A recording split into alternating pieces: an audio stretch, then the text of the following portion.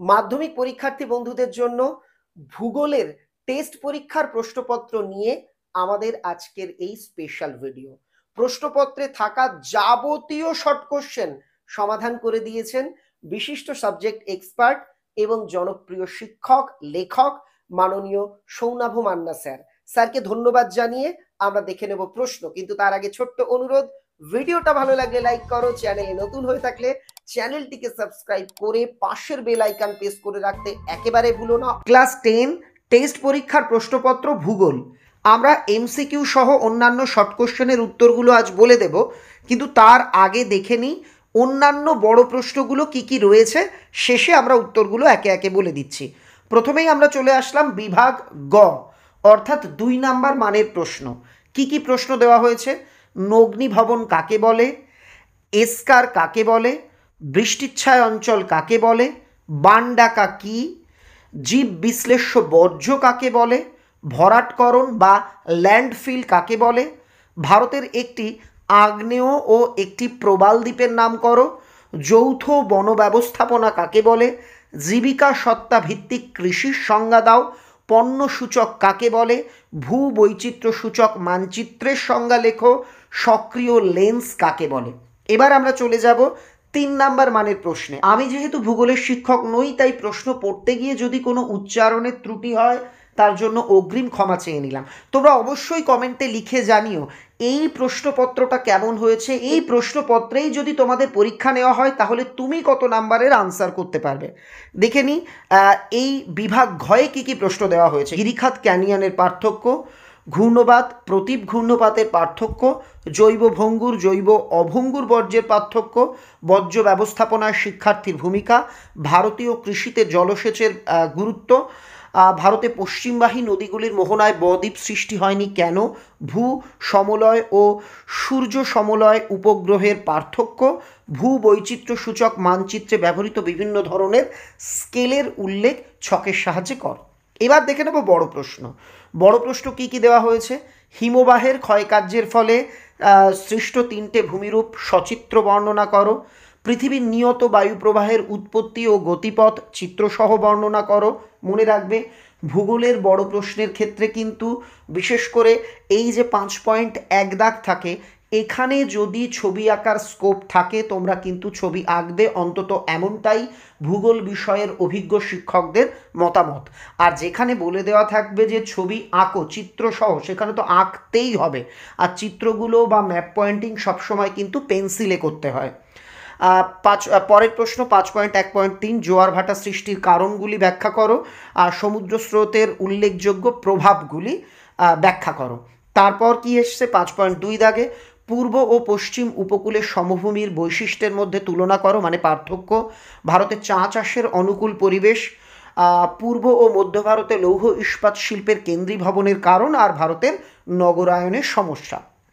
Map pointing তোমরা দেখতে পাচ্ছ, আরাবল্লী পর্বত, কাবেরী নদী, চিল্কা হ্রদ, ভারতের সর্বাধিক বর্ষণসিক্ত অঞ্চল, ভারতের ম্যানচেস্টার, ভারতের কফি উৎপাদক অঞ্চল, ভারতের একটি ম্যানগ্রোভ অরণ্য, ভারতের অত্যাধুনিক বন্দর, পূর্ব ভারতের প্রধান মহাবন্দর, ভারতের একটি ল্যাটেরাইট মৃত্তিকা অঞ্চল। তো এবার আমরা চলে যাব শর্ট কোশ্চেন অংশে। শর্টে যত ধরনের শর্ট আছে তোমাদের সব কটা শর্টেরই উত্তর করে দিয়েছেন বিশিষ্ট ভূগোল শিক্ষক এবং লেখক, একই সঙ্গে সম্রাট এক্সক্লুসিভ সিরিজের জনপ্রিয় ভূগোল সাবজেক্ট এক্সপার্ট মাননীয় সৌনাভ মান্না স্যার। স্যারকে ধন্যবাদ জানাচ্ছি। আমরা একে একে উত্তরগুলো তোমাদের সামনে এবার তুলে ধরব। প্রথম প্রশ্ন, ভূমিরূপ বিদ্যায় পর্যায়ন শব্দটি প্রথম কে ব্যবহার করেন? এখানে সঠিক উত্তর হবে অপশান খ, চেম্বারলিন ও সলিসবারি। পরের প্রশ্ন, প্লাবনভূমি ও নদী উপত্যকার মধ্যবর্তী উঁচু প্রাকৃতিক সীমারেখাটি যে নামে পরিচিত? এখানে উত্তর হবে স্বাভাবিক বাঁধ। পরের প্রশ্ন, ওজোন গ্যাসের ঘনত্ব মাপার একক কি? উত্তর হবে গ, ডবসন। একটা কথা তোমাদের বলে রাখি, ভূগোলে কিছু উত্তর এমন থাকে যেটা এক এক বইয়ে এক এক ধরনের লেখা থাকে, তাই যদি কোনো উত্তরের সঙ্গে তোমাদের পাঠ্য বইয়ের উত্তরের কিছুটা অমিল দেখা যায় তাহলে পাঠ্য বইয়ে যে উত্তরটা লেখা আছে সেটাকেই তোমরা সঠিক বলে ধরে নিতে পারো, বা ভূগোল শিক্ষক তোমাদের ক্লাসে যিনি পড়ান তার কাছ থেকে উত্তরটা নিয়ে আলোচনা করে নিতে পারো। 1.4 দাগ, নিরক্ষীয় জলবায়ু যে প্রক্রিয়ায় বৃষ্টিপাত ঘটায়? উত্তর পরিচলন। 1.5 দাগ, উষ্ণ স্রোত ও শীতল স্রোতের মিলনস্থলে দেখা যায়। উত্তর এখানে যে তিনটে অপশান আছে, মগ্নচড়া, হিমপ্রাচীর, কুয়াশা ঝড়, সবকটাই, তাহলে অপশান ঘ। মুখ্য জোয়ার সৃষ্টির প্রধানতম কারণ কোনটা? মুখ্য জোয়ার সৃষ্টির প্রধানতম কারণ হলো অপশান খ, চাঁদের আকর্ষণ। বাতিল কম্পিউটার হলো কোন ধরনের বর্জ্য? ইলেকট্রনিক্স বর্জ্য, অপশান ক। ভারতের মূল ভূখণ্ডের দক্ষিণতম অংশটি কি? উত্তর হবে অপশান গ, কন্যাকুমারী। 1.9 দাগ, রাজস্থানের লবণাক্ত হ্রদগুলিকে কি বলা হয়? তোমাদের একটু আগেই বললাম এক এক টেক্সট বইয়ে এক এক ধরনের উত্তর থাকে। এখানে অপশান থাকা উচিত ছিল প্লায়া, কিন্তু সেই অপশানটা এখানে নেই। কাজেই এই উত্তরটা কি হবে তোমরা একবার শিক্ষকের সঙ্গে কথা বলে জেনে নিও। গ্রস্থ উপত্যকা দিয়ে প্রবাহিত নদী কোনটা? নর্মদা। ভারতে কার্পাস গবেষণা কেন্দ্রটি কোথায় অবস্থিত? নাগপুরে অবস্থিত। ভারতে মৃত্তিকা সংরক্ষণে গৃহীত একটি পদ্ধতি কি? ফালি চাষ। 2011 সালের আদমশুমারি অনুসারে ভারতের সর্বনিম্ন জনঘনত্বযুক্ত রাজ্য কোনটা? অরুণাচল প্রদেশ। এবং 1.14 দাগ, ভারতীয় সার্বেক্ষণ বিভাগের সদর দপ্তর কোথায় অবস্থিত? এখানে সঠিক উত্তর হবে দেরাদুন। আর বিভাগ খ, শুদ্ধ অশুদ্ধ। জাস্ট দাগ নাম্বারটা বসাতে হবে 2.1.1, লিখতে হবে এটা শুদ্ধ নাকি অশুদ্ধ। তোমরা চাইলে পুরো লাইন ধরেও লিখতে পারো, না চাইলে দাগ নাম্বার দিয়ে শুধু সু আর অ এটুকু লিখতে হবে। তোমরা অনেকেই ভুল করে সত্য মিথ্যা লিখে আসো, পরীক্ষায় কিন্তু সত্য মিথ্যা বলা হয়নি। ঠিক হলে তালবস্য রস্যু, ভুল হলে অ, এটা তোমাদের লিখতে হবে।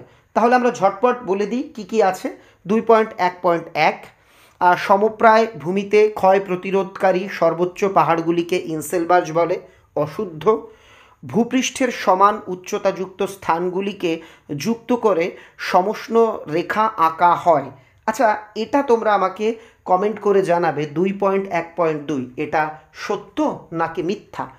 যদি সত্য হয় টি লেখো, যদি মিথ্যা হয় এফ লেখো, লিখে আমাকে কমেন্ট করে জানাও।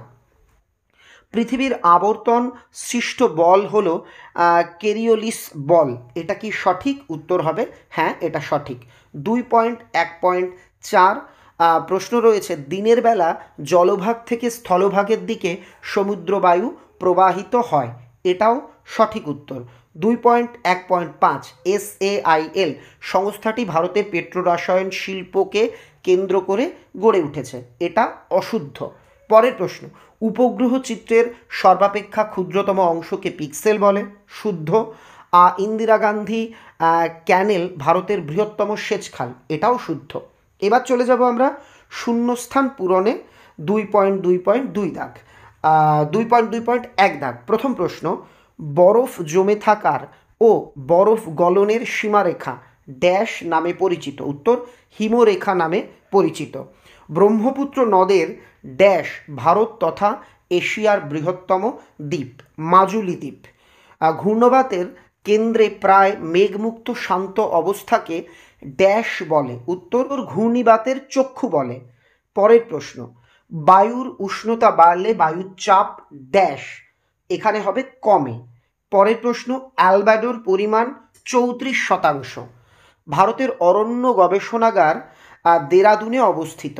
আর মালাবার উপকূলের উপহ্রদগুলিকে স্থানীয় ভাষায় বলা হয় কয়াল। ঠিক আছে, এবার আমরা চলে যাব এসএকিউ। মরুভূমির শুষ্ক নদী উপত্যকা কী নামে পরিচিত? ওয়াদি নামে পরিচিত। কোনো স্থানের সর্বোচ্চ ও সর্বনিম্ন উষ্ণতার পার্থক্যকে কি বলে? উষ্ণতার প্রসর বলে। কোন বায়ু প্রবাহের প্রভাবে ভূমধ্যসাগরীয় জলবায়ু অঞ্চলে শীতকালে বৃষ্টিপাত হয়? উত্তর পশ্চিমা বায়ু। পৃথিবীর বৃহত্তম ম্যানগ্রোভ অরণ্য কোনটি? উত্তর সুন্দরবন। আচ্ছা, সুন্দরবন থেকে কারা কারা ভিডিও দেখছো অবশ্যই কমেন্টে কিন্তু লিখে জানিও। 2.3.5, ভারতের ব্যস্ততম ও প্রাচীনতম সড়ক কোনটা? উত্তর বলবো না, এটা তোমরা লিখে কমেন্ট করবে। তোমরা দাগ নাম্বার দিয়ে কমেন্ট করে জানাও, দেখি তো কজন এই উত্তরটা পারো। পরের প্রশ্ন, কোন স্রোতের প্রভাবে নরওয়ের উপকূল বরফ মুক্ত থাকে? উত্তর হবে উষ্ণ উত্তর আটলান্টিক স্রোতের প্রভাবে। আর 2.3.7, পৃথিবীর উত্তর ও দক্ষিণ মেরু বরাবর কোন ধরনের উপগ্রহ পরিক্রম করে? উত্তর সূর্য সমলয় উপগ্রহ। এবার আমরা আসব স্তম্ভ মেলানো। আর তাল, এটা হবে 3 দাগ, অর্থাৎ পশ্চিম হিমালয়ের হ্রদ। তারপর ঝুম চাষ, এটা হবে 4 দাগ, অর্থাৎ ভূমিক্ষয়। তারপরে আছে চিকমা গালুর, এই অপশানটা হবে 1, অর্থাৎ কফি গবেষণা কেন্দ্র। আর লাস্ট পড়ে রইল বেঙ্গালুরু, অপশান 2, সিলিকন ভ্যালি। দেখা হচ্ছে পরবর্তী ভিডিওতে। ততক্ষণের জন্য এই প্রশ্নগুলিকে, যেগুলো তোমার করা নেই, অবশ্যই বাড়িতে বসে প্র্যাকটিস করো।